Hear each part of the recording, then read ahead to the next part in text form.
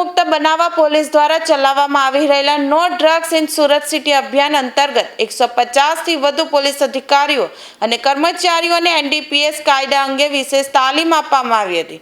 In charge police commissioner Wabang જામીરના માર્ગદર્શન હેઠળ Katargam police સ્ટેશનના ઓડિટોરિયમમાં તાલીમ યોજાઈ હતી.